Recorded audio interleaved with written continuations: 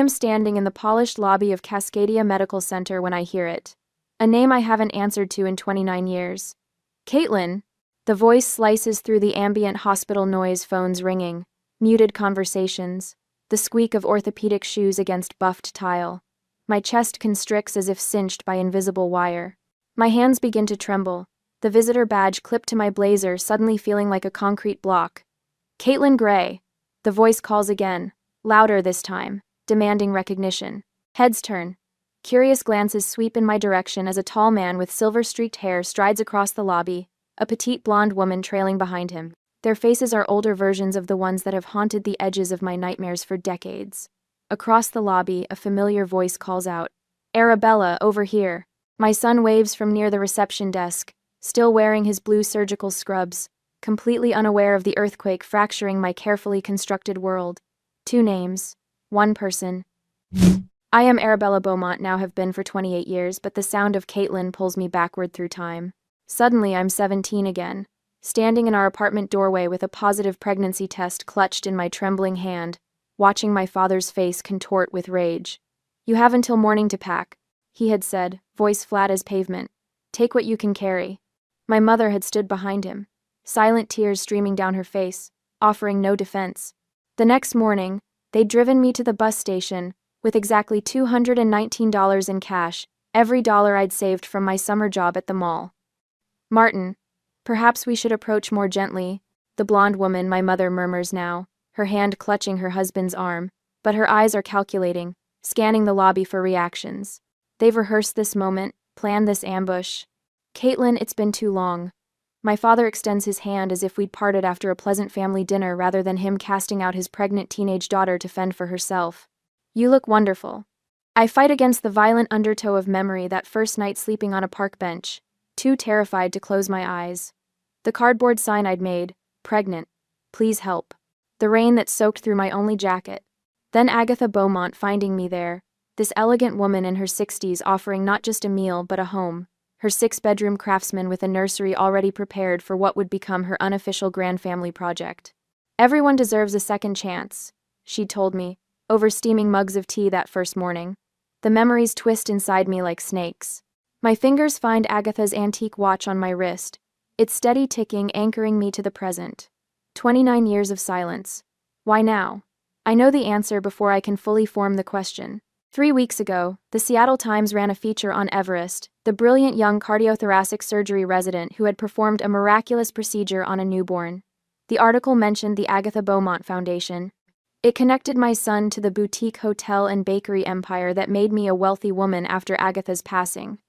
And now, suddenly, here they are. My father steps forward as if to embrace me. I step back, chin raised, finding my voice. "My name is Arabella." My mother laughs, a brittle sound like glass cracking. "Don't be ridiculous. You'll always be our Caitlin." 2 nurses at the reception desk exchange glances. One whispers something to the other. I realize that we have an audience now. My father notes it too, his smile broadening for their benefit. "We've waited so long for this moment," he says, loud enough to carry.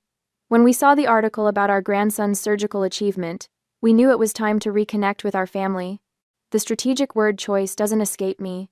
Our grandson, our family, establishing ownership, connection, bloodlines. The familiar Gray family tactic appear reasonable while taking what doesn't belong to you. My head feels light. The hotel magnate's daughter and the disgraced pregnant teenager superimposed in the same body, neither quite real. Everest waves again from across the lobby, clearly wondering why I haven't joined him. "He looks so much like me." Agatha used to say he had my determination in his eyes. "We know we made mistakes," my mother says, her voice softening.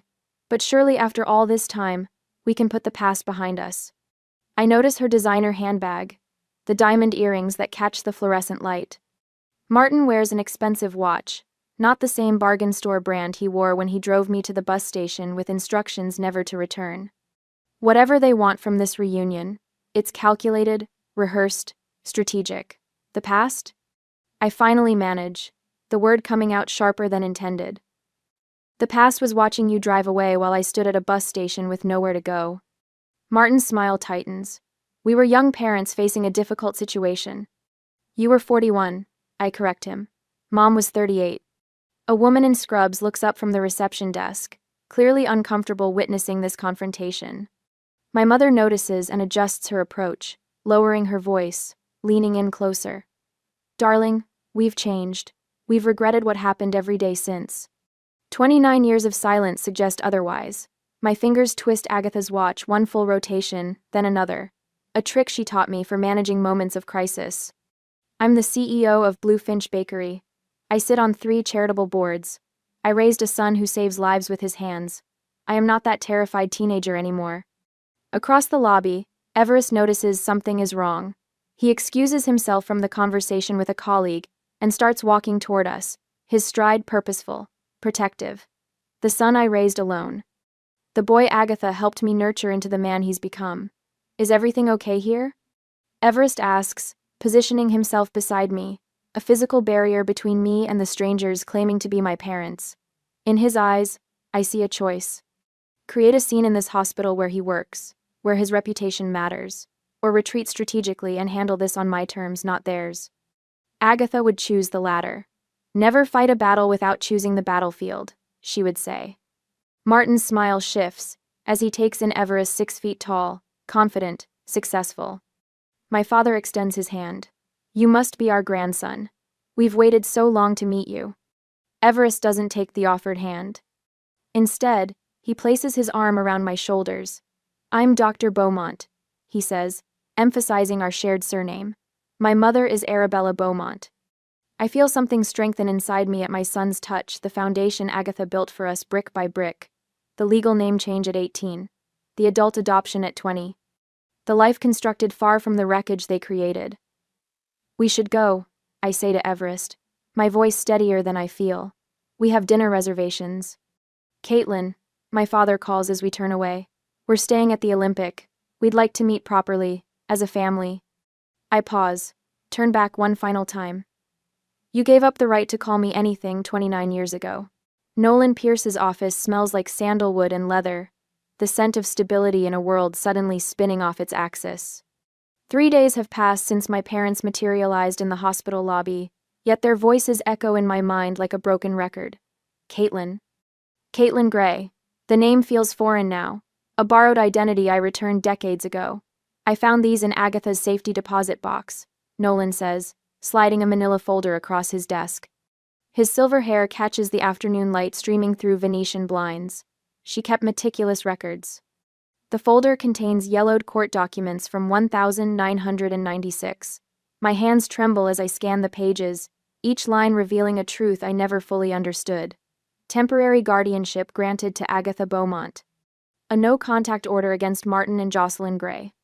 The careful legal architecture of my salvation, constructed while I was still learning to change diapers with one hand while holding Everest with the other. There's more. Nolan continues, pushing another stack toward me. Your legal name change in 1998.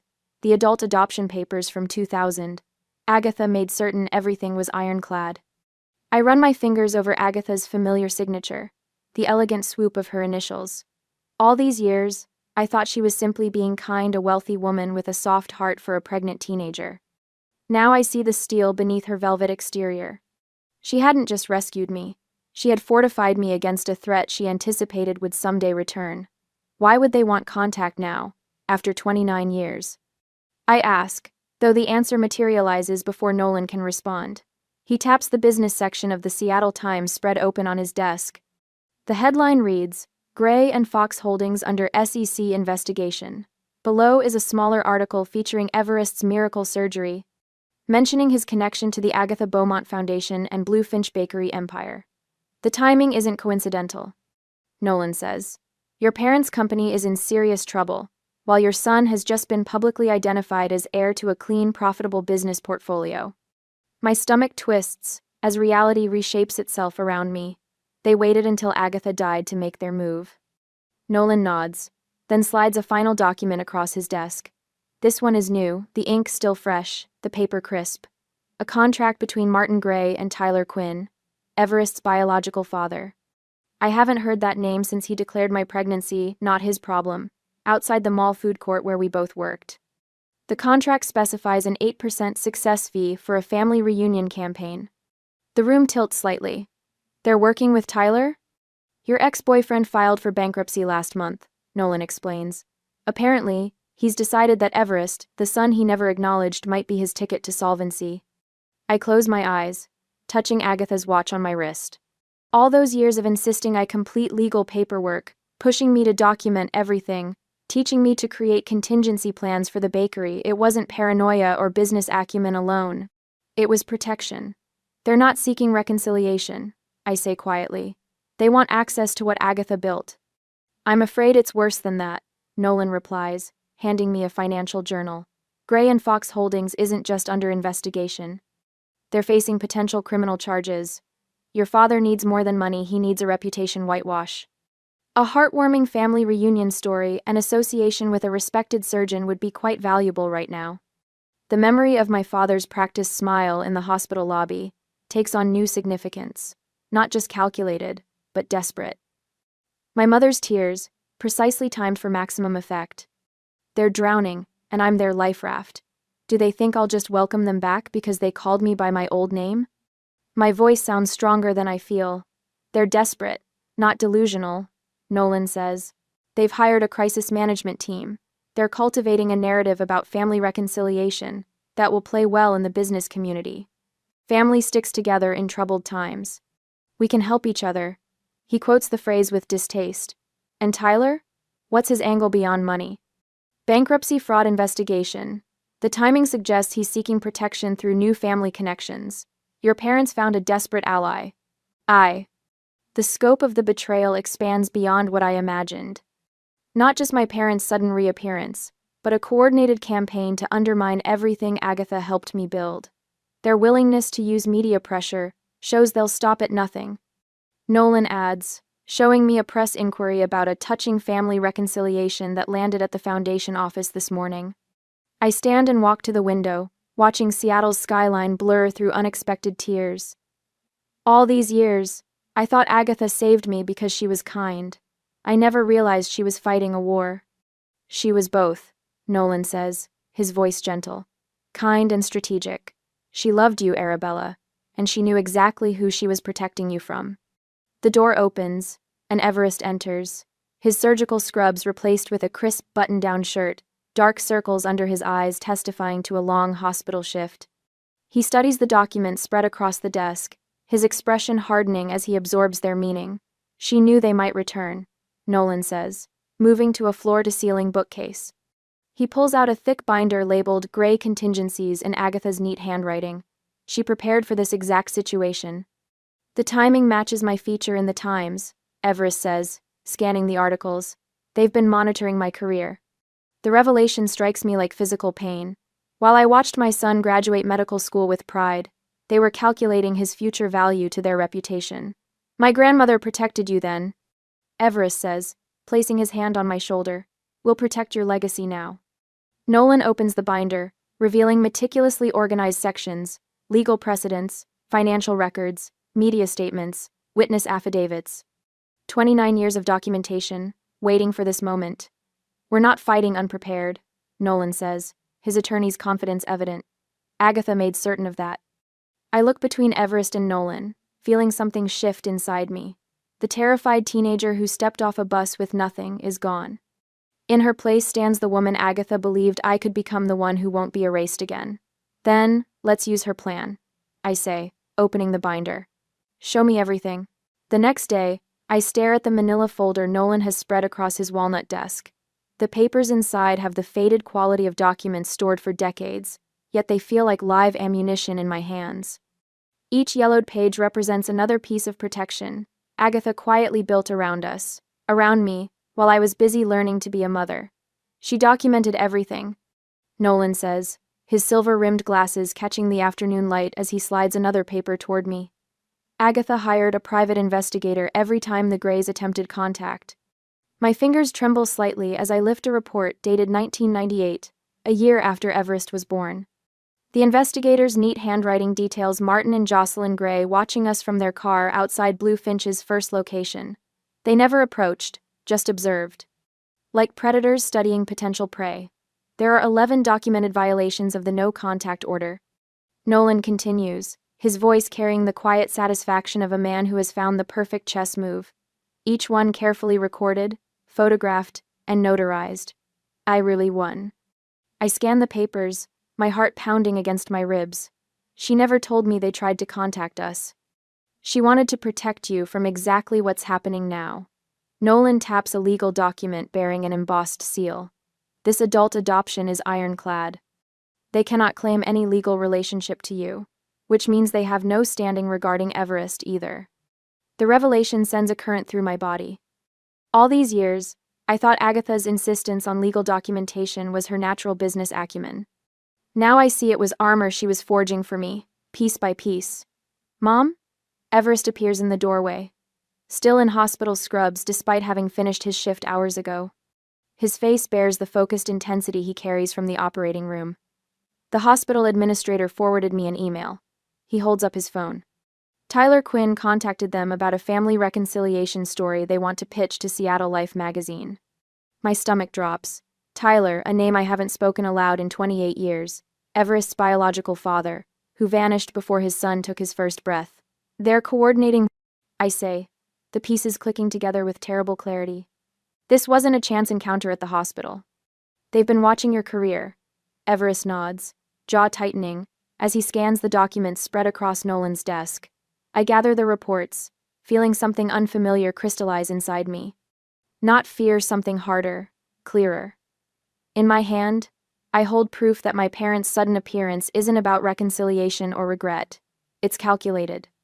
As calculated as the night they drove me to the bus station with my life in a duffel bag. I want to meet them, I say, surprising myself with the steadiness in my voice. Nolan and Everest exchange glances. Are you certain that's wise? Nolan asks. I tap the folder.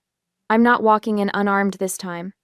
2 days later, the cafeteria of Cascadia Medical Center buzzes with the predictable rhythm of hospital life. Doctors in scrubs grab coffee between rounds. Visitors seeking momentary respite from beeping monitors and antiseptic hallways pick at salads. It's public enough to prevent a scene, yet private enough for the conversation I need to have. I've chosen my outfit with the same strategic care Agatha would approve of a tailored navy suit that carries the authority of the CEO I've become, not the frightened teenager they discarded. Agatha's watch gleams on my wrist, its weight reassuring. They arrive 5 minutes early, another calculated move. Martin's silver-streaked hair is freshly trimmed, his charcoal suit expensive but understated. Jocelyn wears a cream-colored dress that softens her appearance, pearl earrings catching the fluorescent light. They look like what they're trying to portray, concerned grandparents seeking reconciliation. The image makes my stomach turn. Caitlin, Martin begins, extending his hand. Arabella, I correct him, not taking his hand. My legal name, for 28 years. His smile remains fixed, though something flickers in his eyes. Of course, old habits. I don't invite them to sit. Instead, I place Agatha's folder on the table between us. I found her files about you, I say, opening the folder to reveal the first surveillance photo from 1998. All the times you tried to contact us when it benefited you. Martin's face stiffens. Jocelyn's gaze darts around the cafeteria, clearly uncomfortable with potential witnesses. Perhaps we should discuss this somewhere more private, she suggests, her voice honey-sweet with concern. I prefer witnesses, I reply, turning another page. Like when you showed up at Bluefinch's grand opening in 2005. Or when you sent that letter to Everest's high school after his science award was in the paper. Martin shifts his weight, his confidence visibly faltering. Those were different times. We were trying to... Or when you hired that private investigator to research Agatha's finances in 2010? I continue, revealing another document, all violations of the no-contact order you signed. Jocelyn's composure cracks. Those were desperate times. We've changed. Everyone deserves a second chance. The irony of her using Agatha's phrase, the words that saved my life when they threw me away, ignites something fierce inside me. You signed away your rights for money, I say, sliding forward the court document with both their signatures. I have the records of the payment Tyler Quinn made to you, 8% of his potential inheritance from his family if you both disappeared from our lives. Martin's face reddens. That's exactly what happened. I interrupt, my voice caring enough for nearby tables to hear. You calculated my value and found me wanting. Now you've calculated Everest's value and found him worth claiming. 5. Several doctors at a nearby table look over colleagues of Everest, who have witnessed his meteoric rise through the surgical program. Their expressions shift from curiosity to concern as they recognize me. We only want what's best for our grandson, Martin says, voice lowered but intensity unchanged. For our family. The word family in his mouth feels like a violation. I stand straighter, channeling every board meeting where I refuse to be intimidated by men in expensive suits. You're not my family, I say clearly. You forfeited that right 29 years ago. Agatha Beaumont became my mother, the night she found me sleeping on a park bench after you drove away. She's the name on my adoption papers. She's the name on my son's birth certificate, and she made sure you could never take that from us. Jocelyn reaches toward me, her manicured fingers trembling slightly. Darling, we were wrong. We've lived with that mistake every day. Yet you never tried to make amends until my son became valuable to you, I counter. Until the Agatha Beaumont Foundation was featured in the Times. A tall woman in a tailored suit approaches our table, Dr. Lancaster, the hospital administrator. Her expression is politely concerned as she looks between us. Is everything all right, Mrs. Beaumont? She asks, emphasizing my chosen name. Before Martin can speak, I answer, yes, thank you. These people were just leaving. Something flashes across Martin's face, the same expression he wore the night he told me I had until morning to pack my things. But this time, I don't flinch. This isn't over, he says quietly. Actually, it is, I reply. The adult adoption papers Agatha filed give me complete legal protection from any claim you might make. My attorney is preparing a cease and desist order as we speak. Dr. Lancaster's presence has drawn the attention of other staff members. Martin and Jocelyn recognize the shift in the room, the witnesses forming a silent wall of support around me. We'll be in touch, Martin says, attempting to salvage his dignity as they stand to leave. No, I say simply, you won't. I watch them walk away, their carefully constructed facade crumbling under the weight of exposed truth. My hands aren't trembling anymore. For the first time since hearing them call my former name across the lobby, I feel steady. My phone buzzes with a text from Nolan. Judge Wilson approved the temporary restraining order. It's being served tomorrow. However, another text arrives from Everest. Finished rounds early. Want me to come down? Before I can reply, Dr. Lancaster places a gentle hand on my shoulder. Everest is one of our finest, she says. His character speaks volumes about his upbringing. Whatever those people wanted, they clearly don't deserve to be part of what you've built. The simple validation threatens to crack the composure I've maintained throughout the confrontation. I manage a nod of appreciation. More hospital staff approach doctors who have worked with Everest, nurses who have seen his dedication to patients. Each offers a quiet word of support, or simply a knowing nod. The community I never expected rallies around me in the wake of my stand. When I finally sit alone at the table, my phone rings. Nolan sounds triumphant. The adult adoption records are absolutely ironclad, he says, without preamble. I've filed preemptive paperwork with family court. They won't get within legal shouting distance of either of you. Thank you, I say, but my fingers have found something else in the folder, a handwritten note on Agatha's personal stationery. The sight of her elegant script makes my throat tighten. What is it? Nolan asks, hearing my silence. A letter from Agatha, I say softly, hidden in the legal files. I read the words that bring her voice back to me with startling clarity. Blood makes relatives, but love makes family. Remember that when they inevitably return. You are my daughter in all the ways that matter, Arabella. Never doubt your right to the name you chose and the life you've built. By the time Everest finds me, I've composed myself again. He slides into the chair opposite mine, scanning my face for signs of distress. Are you okay? He asks. I close the folder containing 3 decades of protection I never knew I had. I am, I reply, surprised to find it's true. Your grandmother made sure of that. Everest's smile holds the same quiet strength Agatha's did. Mom, you stood your ground just like grandmother taught you. As we walk together through the hospital corridors, I feel lighter than I have in days. This was only one battle in what promises to be a longer war, but now I know I'm not fighting with just my own strength. I'm carrying Agatha's strategic foresight, Everest's unwavering support, and the legal ammunition Nolan has helped uncover. If I can achieve this much with only days of preparation, I wonder what might be possible with proper planning. For the first time since hearing my old name called across the lobby, I allow myself to feel something beyond fear or anger. Hope. Nolan's conference room has transformed into our command center. Legal documents spread across the glossy oak table like battle plans. The morning sun filters through Venetian blinds, casting striped shadows across our arsenal. Court records, financial statements, newspaper clippings, and photographs. 1 week since the hospital confrontation, and I've exchanged raw emotion for something colder, more calculated. My finger traces the edge of a manila folder containing the no-contact order my parents violated repeatedly over 29 years.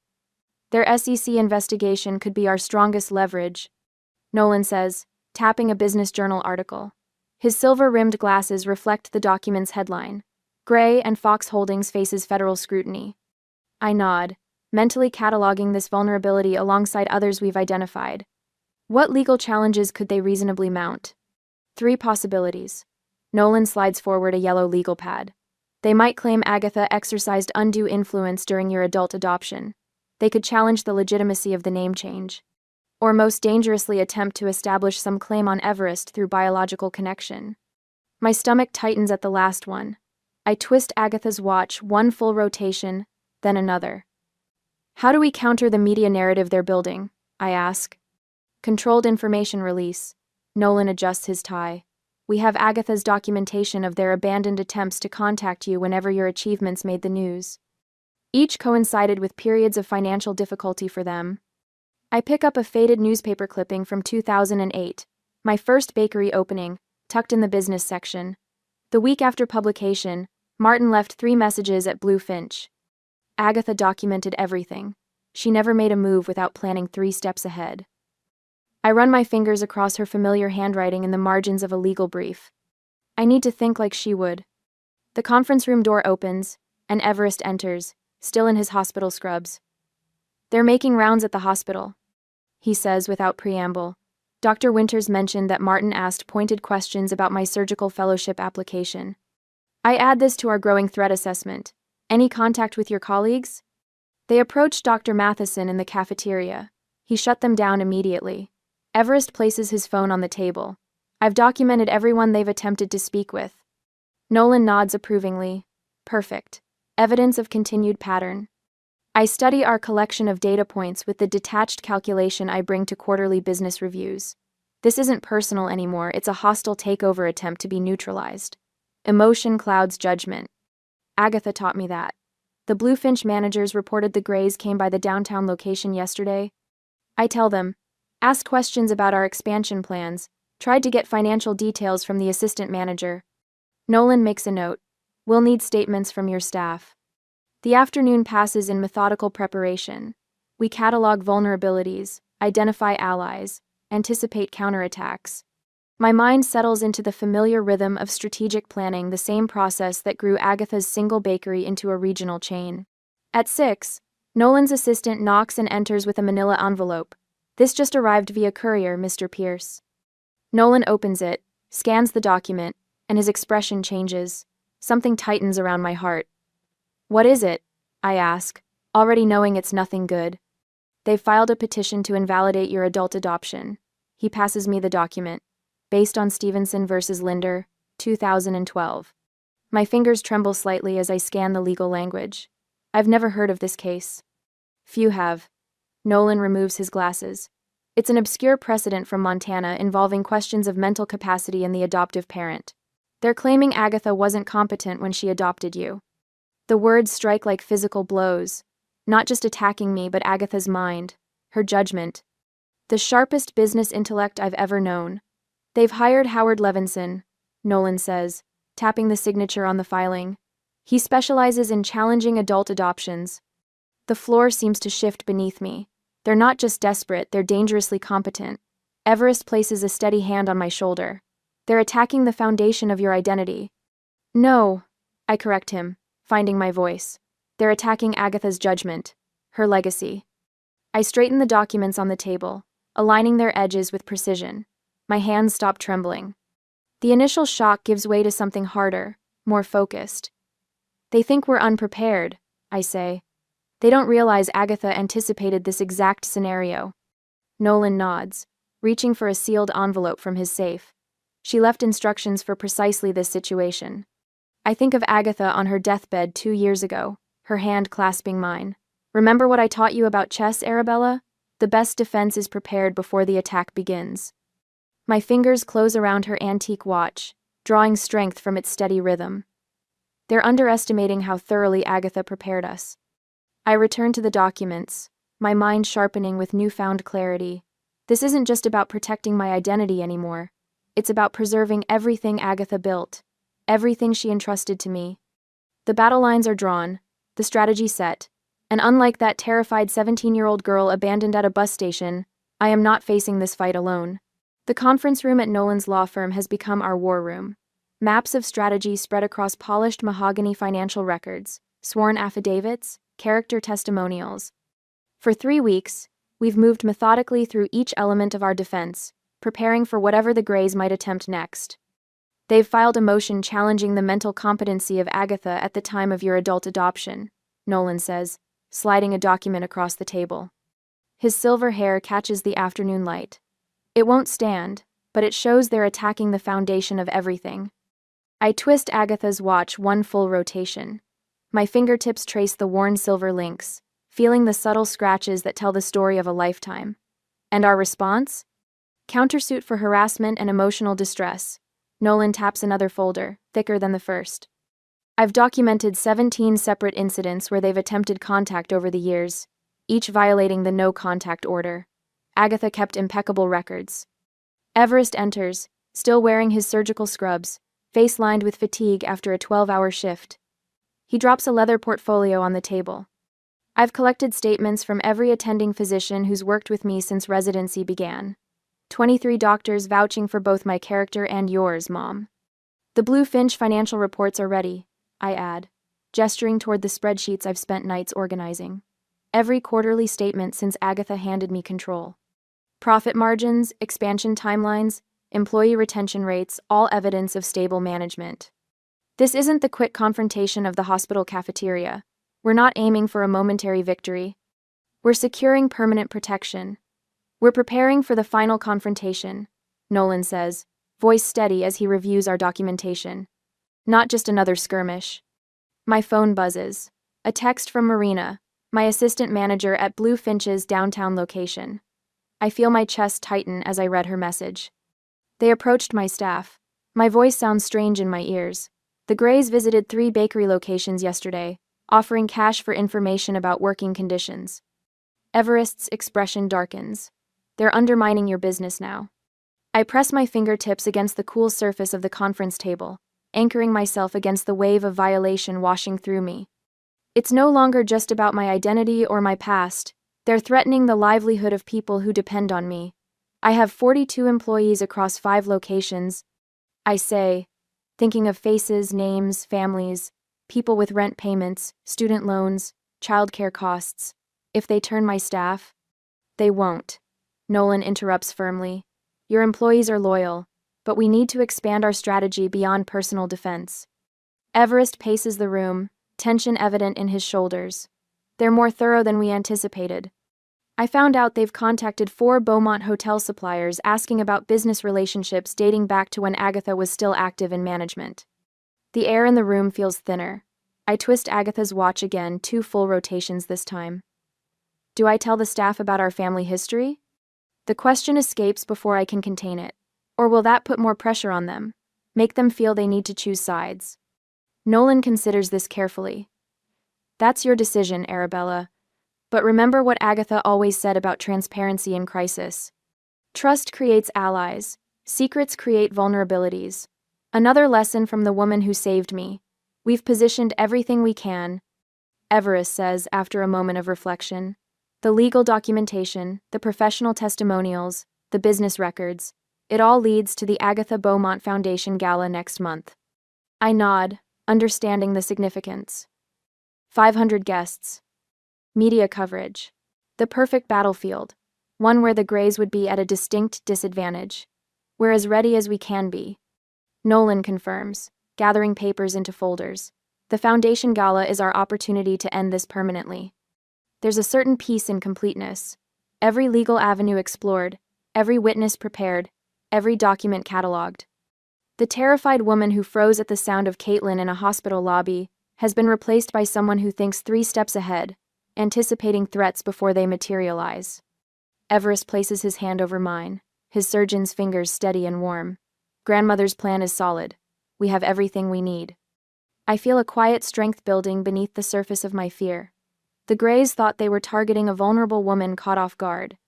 Instead, they're about to face the daughter Agatha Beaumont raised, strategic, prepared, and absolutely unwilling to surrender what was built through love rather than blood.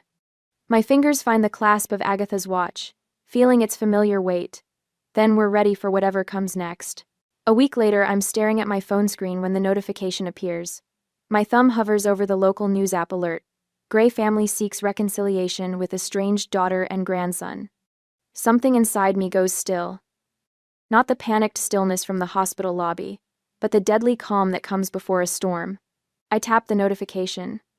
The video loads, showing Martin and Jocelyn seated on a cream-colored couch in what appears to be a hotel suite, the Olympic, just as they'd said. My father's silver hair is perfectly combed, his navy suit immaculate. My mother's blonde hair frames her face in soft waves, her pearl necklace catching the light as she dabs at non-existent tears. We simply want to know our grandson, Martin says, his voice carrying that practiced sincerity I remember from childhood. After seeing his remarkable surgical achievement in the news, we realized life is too short to let old disagreements keep a family apart. Disagreements, I whisper to the empty room. Is that what we're calling abandonment now? The interviewer, a woman with sympathetic eyes and a predatory smile, leans forward. And your daughter? What would you say to her if she's watching? Jocelyn touches her husband's arm, her diamond bracelet glinting. Caitlin, sweetheart, we understand you might still harbor some resentment about the past. We were young parents facing an impossible situation. I laugh out loud, the sound harsh in my quiet living room. Young, you were 41, Dad. But family is family, Martin continues on screen. We're not getting any younger. All we want is to be part of your lives, to know our grandson. Is that so much to ask? The camera pulls back to reveal photos they've brought, old snapshots of me as a child, carefully selected to create the illusion of a happy family. There's even a photograph of me at 16, taken the year before I got pregnant, before everything fell apart. My phone vibrates with Nolan's incoming call. Have you seen it? He asks without preamble. I'm watching now. My voice sounds strange even to my own ears, controlled, yet vibrating with something darker than anger. It's a calculated move, Nolan says.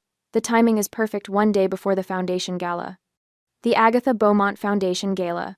500 guests, full media coverage, the most important fundraising event of the year for young mothers in crisis. The exact mothers I once was.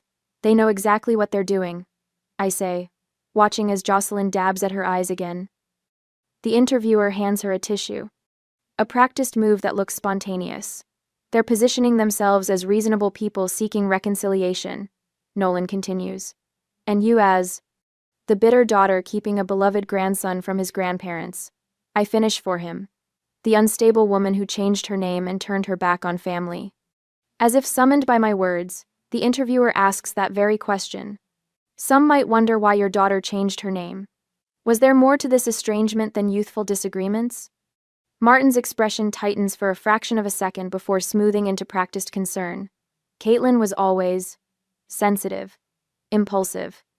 We believe she fell under the influence of her employer, Agatha Beaumont, a wealthy woman who, unfortunately, had no children of her own.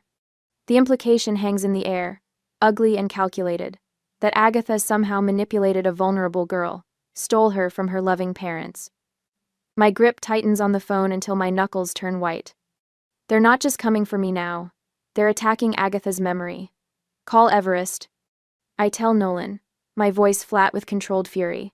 Tell him not to watch this at the hospital. I'll meet him at your office in 30 minutes. I end the call and force myself to watch the rest. Each word they speak is another brick in the wall of their narrative. Concerned grandparents. Heartbroken parents. A family torn apart by misunderstanding. Not once do they mention throwing me out with $219 to my name. Not once do they acknowledge the 29 years of silence, except to frame it as my choice, my bitterness, my inability to forgive. By the time I arrive at Nolan's office, my phone has 17 missed calls from reporters. 2 donors have texted to express concern about tomorrow's gala. The foundation's social media accounts are flooded with comments demanding I let bygones be bygones from people who know nothing about what actually happened. Everest is already there, pacing the length of Nolan's conference room, his surgical precision temporarily abandoned in favor of raw fury. They called me their miracle grandson. He spits the words out, as if they had any right, as if they didn't sign away any claim to either of us decades ago. Nolan stands at the head of the table, calm amid our storm. We've prepared for this, everything is in place. I take a deep breath, touching Agatha's watch on my wrist. One full rotation, then another. The ritual centers me, brings me back to what matters. Activate everything, I say. All of it, now. Nolan nods once, then picks up his phone. Within the hour, our counteroffensive begins, not with angry denials or emotional outbursts, but with facts, methodical, undeniable facts. A press release from Nolan's firm detailing the legal history, the court records, the temporary guardianship, the no-contact order, all carefully presented without attacking the Greys personally, simply laying out the documented timeline. A statement from Everest, professional and measured. I am proud to be Dr. Everest Beaumont, son of Arabella Beaumont. My chosen family has supported me through every step of my education and career. I respectfully request privacy as I continue my work, saving lives. Testimonials from long-term Bluefinch Bakery employees appear on social media, stories about Arabella's leadership and Agatha's legacy. The community we've built over decades begins to rally, not with dramatic declarations but with steady support. By evening, 3 major donors who had wavered call to confirm their attendance at tomorrow's gala. The news coverage shifts from family seeking reconciliation to complex legal history revealed. I should feel triumphant.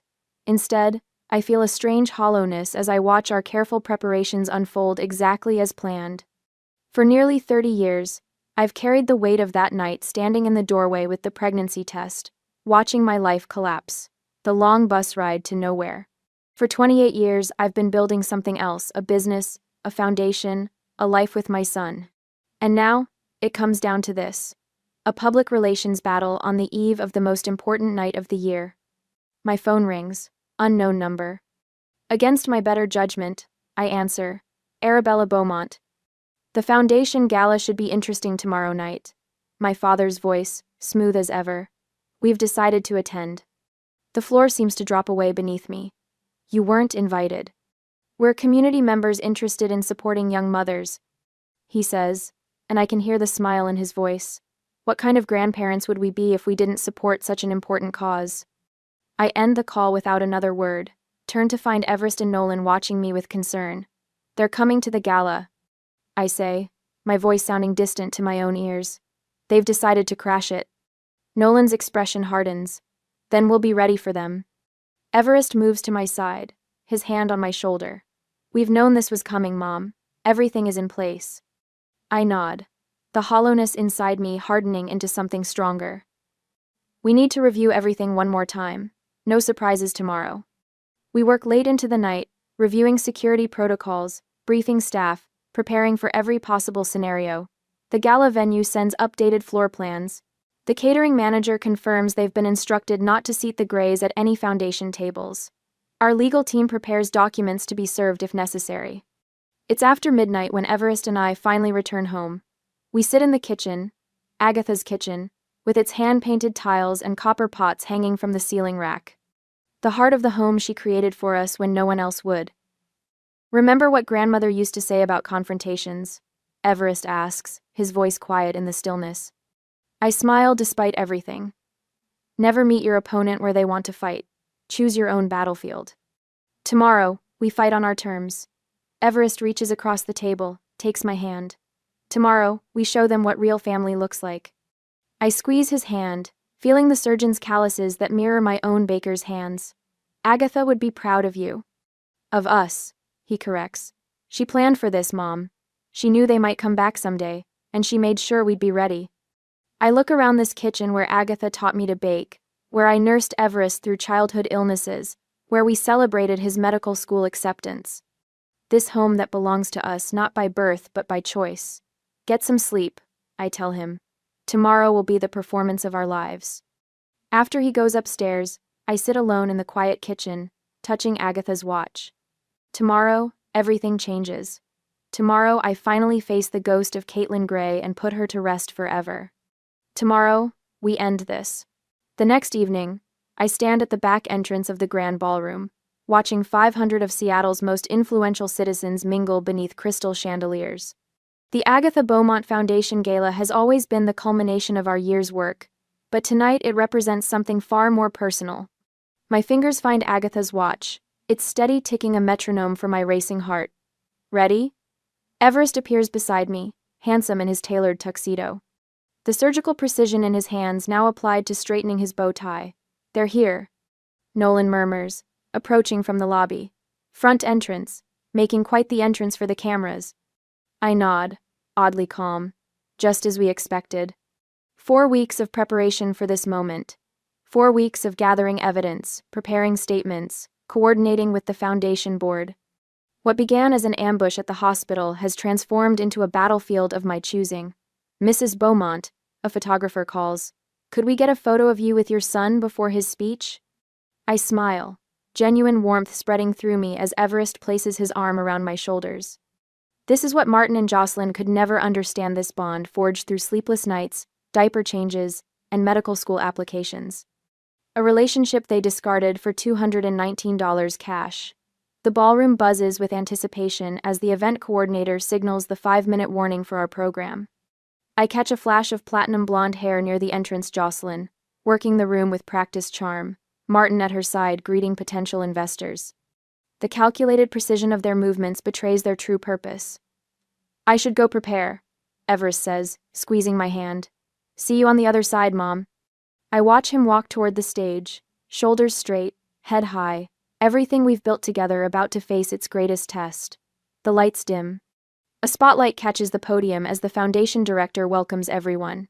I search the crowd, finding Martin and Jocelyn positioned strategically near the front, exactly where the cameras will catch their reactions. Tonight, we celebrate 25 years of the Agatha Beaumont Foundation, the director announces. And now, I'm honored to introduce Dr. Everest Beaumont, whose surgical innovations have saved 17 infants this year alone. Applause cascades through the room as Everest takes the stage, his confidence filling the space. I stand taller, pride swelling in my chest. Thank you all for supporting my grandmother's vision. He begins.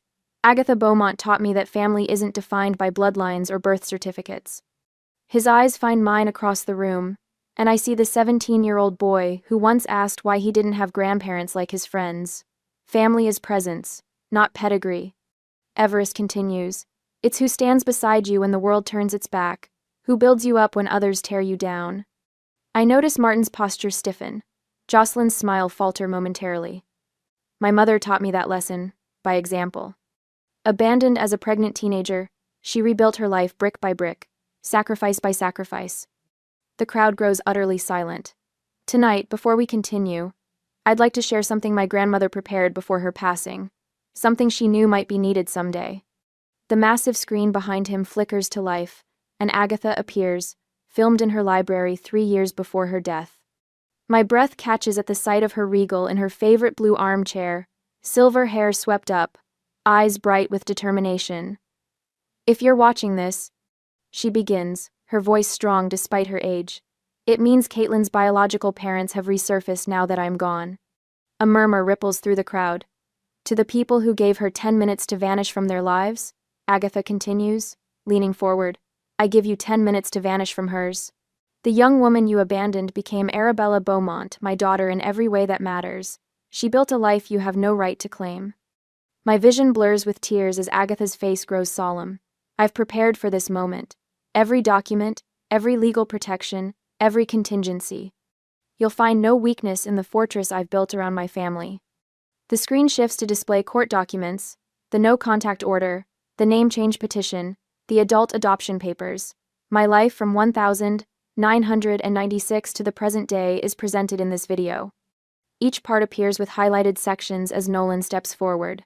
For the record, Nolan announces, his voice carrying across the stunned room, these documents establish the legal separation between Arabella Beaumont and her former identity. The adult adoption was finalized in 2000, severing all parental rights. I watch Martin's face darken as he realizes what's happening. This isn't the simple reconciliation narrative they plan to spin for the cameras. Additionally, Nolan continues, pressing a button on his remote, we have evidence of recent communications that reveal the true motivation behind this sudden reappearance. The speakers crackle with an audio recording, Tyler Quinn's voice unmistakable despite the years. 8% success fee is fair, he says. I know how to approach them. Once we establish the family connection and get some press coverage, the foundation will be wide open. Gasps ripple through the audience. A prominent hospital board member turns to stare openly at Martin and Jocelyn, his expression hardening. Caitlin! Martin calls out, voice steady despite the sweat now visible on his forehead. This is outrageous. We're your family. The room falls silent. Every eye turns toward me. 29 years of preparation for this moment. Agatha's lessons about standing tall when you're broken inside. Everest's hand finding mine as I step forward. I walk slowly to the microphone, feeling the weight of 500 gazes. The cameras pivot, recording every step. That name died the night you left me on the street? I say, my voice clear and strong. I am Arabella Agatha's daughter, Everest's mother. The truth of it resonates through me, solid as the foundation beneath my feet. You cast me out with $219. Now you want to claim what others built. What I built. Jocelyn steps forward, desperation breaking through her composure. We were wrong. We made a terrible mistake. Yes, I interrupt. You did. And tonight, that mistake finally catches up to you. I nod toward the back of the room, where a court officer steps forward, papers in hand. Martin and Jocelyn Gray. She announces clearly, I'm serving you with a temporary restraining order prohibiting contact with Arabella Beaumont, Dr. Everest Beaumont, or any employee of the Agatha Beaumont Foundation or Bluefinch Bakery Enterprises. The cameras flash frantically as the officer approaches them. Martin's shoulders sag almost imperceptibly, the first genuine reaction I've seen from him since they reappeared in my life. His calculated facade crumbles for just a moment before he regains control, taking the papers with a trembling hand. This is a misunderstanding, he begins, but his voice lacks conviction. The foundation director steps forward. I believe it would be best if you left now, Mr. and Mrs. Gray. 2 security guards materialize beside them, not forceful, but unmistakably present. The room watches in hushed fascination as Martin straightens his tie one last time, a lifetime of maintaining appearances even in defeat. This isn't over, he murmurs, but the threat sounds hollow even to my ears. As they're escorted toward the exit, something shifts in the atmosphere. One person begins to applaud, then another, until the entire ballroom erupts. I stand stunned as the ovation washes over me, years of silent validation finally given voice. Everest returns to my side, his arms solid around my shoulders. She's watching, he whispers, eyes bright with tears. I know grandmother is watching over you. Nolan approaches, satisfaction evident in his measured smile. 29 years of documentation just paid off. The foundation director returns to the microphone, restoring order to the room. Mrs. Beaumont, would you care to address our guests? I step forward, feeling lighter than I have in weeks. The restraining order doesn't just protect me from them, it frees me from the specter of their return that has haunted me since Agatha's death. Tonight marks not just a continuation of Agatha's legacy, I begin, but an expansion. I'm pleased to announce the Agatha Beaumont Fellowship for Young Mothers will double its capacity next year. The applause resumes, even louder than before. Everyone deserves a second chance.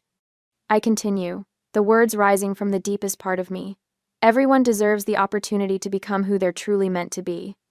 As I look out across the sea of faces, supporters, not judges, I finally understand what Agatha tried to tell me all those years ago. She hadn't just given me shelter.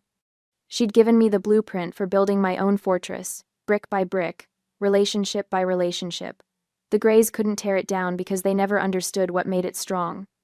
Not money or social position, but the unshakable foundation of chosen family. Behind me, the screen displays the foundation's new expansion plans. 18 rooms for young mothers and their children, on-site childcare, educational opportunities. A legacy built from the ashes of abandonment. To new beginnings, I say, raising a glass. 500 voices echo. To new beginnings. The name they erased no longer matters. The name I chose, the life I built, stands unshaken. 6 months after the gala, I stand at the window of my office overlooking Seattle's downtown skyline. The morning sun catches on the brass plaque beside my door, Arabella Beaumont, CEO. No hesitation follows when I read it now. No phantom echo of Caitlin whispers in my mind. The Seattle Times business section lies open on my desk. Gray and Fox Holdings stock continues downward spiral, 28% loss since Beaumont Foundation Gala. I don't feel the vengeful satisfaction I once imagined. Instead, a calm certainty washes over me. Justice doesn't always arrive with thunderclaps. Sometimes it comes in quarterly reports and SEC investigations. My phone buzzes with a text from Everest. Associate Chief Resident announcement just posted. Dinner tonight to celebrate? I smile, typing back. Absolutely. Bring that Cabernet we've been saving. The transformation these past months startles me sometimes. I sleep through the night now, no longer jolting awake at 3 a.m., wondering if Martin and Jocelyn might appear unannounced. Decisions come easier, without the second guessing that once plagued me. The board approved our expansion plans for Bluefinch Bakery. Our 4th location breaks ground next month. Nolan knocks once before entering, legal folders tucked under his arm. Since agreeing to become the foundation's permanent legal counsel, he's traded his formal suits for smart casual wear, the change reflecting our deepened trust. Tyler Quinn's bankruptcy fraud investigation is proceeding, he says, settling into the chair across from me. The prosecutor found the contract promising him that 8% success fee for orchestrating your reunion. They're calling it evidence of financial conspiracy. And my parents? The word no longer burns my throat, maintaining a strategic distance. The restraining order ensures they can't approach you, Everest, or any foundation property. I nod, remembering how the gala audience gasped when the security team escorted them out. The community chose sides that night, and the foundation donations increased 60% in the weeks that followed. I almost lost everything Agatha built for us, I say, touching her watch on my wrist. But you didn't, Nolan reminds me. You protected it, just as she protected you. The morning staff meeting flows with an ease unimaginable 6 months ago. I laugh genuinely when our marketing director suggests blue finch cookies as holiday gifts. The tension that once lived between my shoulder blades has dissolved, replaced by a steady confidence. The Beaumont house renovations are complete, I tell the team. All 18 rooms ready for occupancy.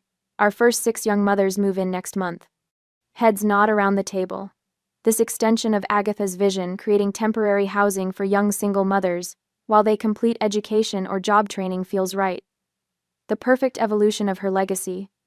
After the meeting, I drive to Seattle General for the hospital board lunch. The same building where Martin and Jocelyn ambushed me now feels like friendly territory. Nurses greet me by name Arabella. Always Arabella as I pass through corridors toward the administrative wing. The chief of surgery shakes my hand warmly. Your son's surgical residents worship him, Mrs. Beaumont. That cardiac procedure he pioneered is being taught in 3 other teaching hospitals now. He gets his dedication from his grandmother, I reply, no longer feeling the need to justify our family connections. Later that afternoon, I walk through downtown, past the park where I once slept on a bench at 17, pregnant and abandoned. The memories have lost their poison. They're just part of my history now, not wounds that reopen with each remembering. I notice her immediately, a young woman sitting on that same bench, a sleeping infant bundled against her chest, a small backpack beside her. Tears track silently down her face as she stares at nothing. Excuse me, I say, sitting beside her.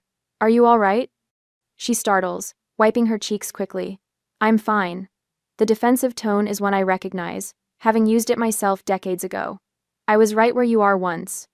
I tell her, nodding to the sleeping baby. 17, pregnant, nowhere to go. Her eyes widen slightly, suspicion battling with desperate hope. Everyone deserves a second chance to become who they're meant to be. I continue, hearing Agatha's words flow through me. The Agatha Beaumont Foundation has a residence program. 18 rooms, on-site childcare while you finish school or job training. I don't have money for rent, she says, chin lifting slightly. The foundation covers it. I reach into my purse for my business card. 3 families are already housed through our support program. 15 scholarships available annually. She takes the card, reading, Arabella Beaumont, CEO, with trembling fingers. Why would you help me? You don't even know me. Because 29 years ago, someone helped me when I sat right here, I answer. She told me my name didn't have to define my future. That evening, Everest, Nolan, and I sit around Agatha's dining table, wine glasses reflecting candlelight. The house feels warm with memories not just of Agatha, but of the life we've built in her absence. To Associate Chief Resident, Nolan raises his glass toward Everest. And to Bluefinch Bakery's expansion, Everest counters. To family, I say simply, the one we choose, the one that stays. Later, after they've gone to bed, I stand in Agatha's study, running my fingers over the spines of her books. The moonlight catches on a framed photo 17-year-old me holding newborn Everest, Agatha's arm around my shoulders. When I changed my name, I whisper to her memory, I didn't just change what people called me, I claimed who I truly was meant to be. Outside, the city lights twinkle like promises. The Beaumont Foundation scholarship applications for next year's program sit on my desk, 15 opportunities for young women to rename their futures. Tomorrow I'll review them, continuing what Agatha started. But tonight, I simply stand in the quiet house, feeling the weight of both names, Caitlin Gray, the abandoned girl I once was, and Arabella Beaumont, the woman I became. Both are part of me now. Neither defines me completely. I am who I choose to be, and that, finally, is enough.